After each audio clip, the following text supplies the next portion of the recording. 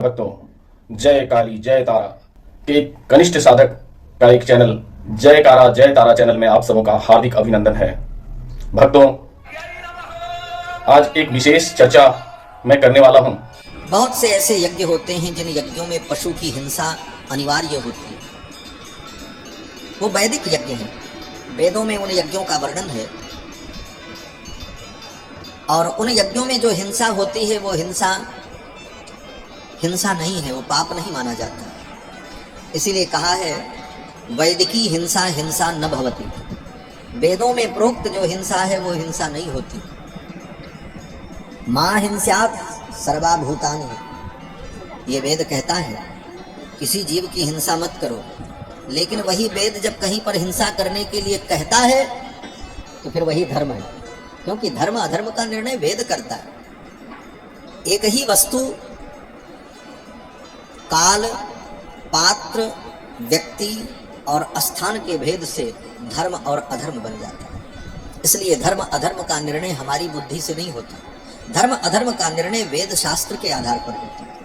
एक ही क्रिया, एक ही वस्तु, एक ही चीज किसी के लिए अधर्म हो जाती है और किसी के लिए धर्म होता है। कहां पर वो धर्म है, कहां पर अधर्म है, ये जानने के लिए शास्त्र का आश्रय लेना पड़ता है। एक दो उदाहरण देकर के हम आगे बढ़ेंगे।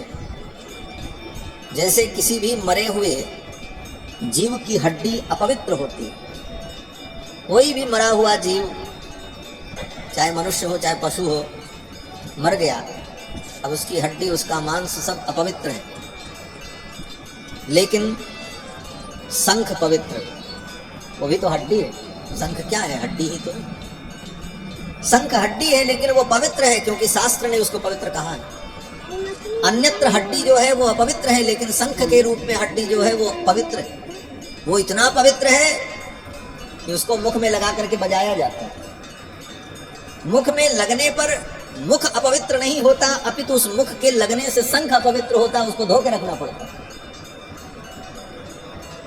हड्डी क्यों? बोले शास्त्र कहता है। इसीलिए धर्म के विषय में शास्त्र को ही प्रमाण माना जाता है, हमारी बुद्धि और तर्क प्रमाण नहीं। और वो कितना पवित्र है? बोले हड्डी अपवित्र होती है, लेकिन शंख हड्डी के रूप में इतना पवित्र है कि उसमें जल रख करके, शंख के अंदर जल रख करके और भगवान शालिग्राम के ऊपर ऐसे घुमाकर, भगवान नारायण के ऊपर घुमा करके जिसके ऊपर फेंक दिया जाए तो उस व्यक्ति को अगर ब्रह्म हत्या का भी पाप लगा हो तो उसका पाप नष्ट हो जाता है। भ्रामयन केशवोपरि अंगलग्नम मनुष्याणाम ब्रह्म हत्या व्यपोहति, शास्त्र कहता है। तो शंख में जल भर करके भगवान केशव के ऊपर घुमाकर 3 बार जिसके ऊपर छींट दिया जाए उसके पाप नष्ट हो जाते हैं। इसीलिए आप मंदिर में जाओ तो देखो, आरती के बाद शंख में जल भर करके सबके ऊपर छींटा जाता है और वो शंख भगवान के मंदिर में रखा जाता है, क्योंकि शास्त्र उसको कहता है। किसी मरे हुए पशु का चमड़ा अपवित्र होता है, लेकिन हिरण का चमड़ा, बोले हिरण का चमड़ा पवित्र होता है। उस पर बैठ करके ऋषि लोग तप करते हैं। चमड़ा वो भी मरे हुए पशु। तो कहां पर क्या वस्तु धर्म है, क्या अधर्म है, ये शास्त्र निर्णय करता है। जैसे पान खाना, पान का पत्ता पवित्र होता है, पान देवताओं को चढ़ता है। पूजा में पान तांबूल भगवान को चढ़ाया जाता है और पान लोग खाते हैं, उसमें कोई दोष नहीं है। लेकिन वही पान अगर ब्रह्मचारी खा ले तो ब्रह्मचारी को पाप लगता है। जो वेद का अध्ययन कर रहा हो गुरुकुल में रह करके, वो ब्रह्मचारी अगर पान खाए तो उसको पाप लगेगा। और वही पान अगर गृहस्थ खाए विवाह हो जाने के बाद गृहस्थ जीवन में, तो उसको पाप नहीं लगेगा। पान वही है। वही पान एक सुहागिन स्त्री खाए तो उसको दोष नहीं लगेगा, लेकिन विधवा स्त्री अगर पान का भक्षण करे तो उसको दोष लगेगा। यतिश्च ब्रह्मचारी च विधवा च रजस्वला तत्तेकम मांस तत्तुल्यम मेलनम सुरयासम। ब्रह्मचारी, सन्यासी और विधवा स्त्री अगर तांबूल भक्षण करे तो मांस खाने के बराबर उसको पाप लगेगा, और गृहस्थ वही पान खाए तो उसको कोई दोष नहीं लगेगा। वस्तु वही है। तो किसके लिए धर्म है, किसके लिए अधर्म है, कहां पर क्या धर्म है क्या अधर्म है, ये जानने की आवश्यकता है। ब्रह्मचर्य आश्रम में ब्रह्मचारी किसी स्त्री का स्पर्श करे तो पाप लगेगा, सन्यासी लकड़ी की स्त्री को भी अपने पैर से छू दे तो उसको प्रायश्चित्त होगा, लेकिन गृहस्थ जीवन में रह करके अपनी स्त्री के साथ उठना बैठना, उसके साथ हास परिहास करना, ये धर्म।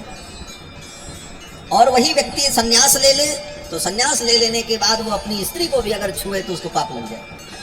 वही स्त्री जिसके साथ उसने जीवन बिताया, जिस स्त्री का पाणी ग्रहण किया, लेकिन सन्यास लेकर के अगर वो सन्यासी हो चुका है तो पुनः अपनी स्त्री का अगर वो स्पर्श भी कर दे तो उसको प्रायश्चित्त करना पड़ता, उसको पाप लग जाए।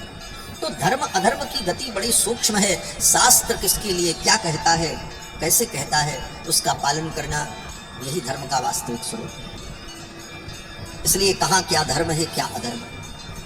उसी प्रकार से हिंसा, किसी भी जीव को मारना पाप है, लेकिन यज्ञ में अगर वेद विधान करता है, वेदों में विधान किया गया कि वहां उस जीव का वध किया जाए, तो वहां पर वही धर्म है, वो पाप नहीं।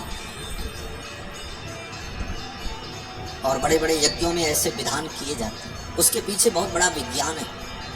विज्ञान यह है कि वो जीव कहीं न कहीं तो मारा ही जाएगा, लेकिन वेदों ने कृपा की कि उतने लक्षण उस जीव के अंदर अगर हो, उन लक्षणों से युक्त वो जीव पशु हो, तो उस पशु का यज्ञ में प्रयोग किया जाए। तो यज्ञ में उसका प्रयोग होने पर यज्ञ के पुण्य का अंश, यज्ञ के पुण्य का अंश उस पशु को भी प्राप्त हो, और उस पशु को जब पुण्य की प्राप्ति होगी तो वह पशु भी मरने के बाद अगले जन्म में वेद का विद्वान बनकर के प्रकट हो। ये वेदों में लिखा। आज वेद के विद्वानों का अभाव इसीलिए होता जा रहा है। ऐसे अब यज्ञ बंद हो गए। ये बड़ी विलक्षण प्रक्रिया थी वेदों की कि यज्ञों में उन पशुओं का जब संज्ञापन होता था तो उन पशुओं के मरने पर वे मरने वाले पशु वेद मंत्र को सुनकर उन वैदिक ब्राह्मणों का दर्शन करते हुए धर्म पूर्वक प्राण का त्याग होता था उनका, तो मरने के बाद वे वेदज्ञ ब्राह्मण बनकर के प्रकट होते थे, विद्वान ब्राह्मण बनकर के प्रकट होते थे। क्योंकि गीता का सिद्धांत है, मरते समय जो जिसका स्मरण करता है अगले जन्म में उसी योनि को प्राप्त हो जाता है। आगे कथा आएगी भरत जी की, हिरण का स्मरण किया तो अगले जन्म में हिरण बन गए। मरते समय व्यक्ति जिसका स्मरण करता है अगले जन्म में उसी योनि को प्राप्त हो जाता है। यम यम वापि स्मरन् भावम त्यजन्त्यन्ते कलेवरम। अंत काल में जिस भाव का स्मरण करके व्यक्ति मरता है अगले जन्म में उसी भाव को प्राप्त हो जाता है। इसीलिए कहा गया कि मरते समय भगवान का स्मरण करो। जन्म जन्म मुनि जतन कराही अंतराम कही आवत नहीं।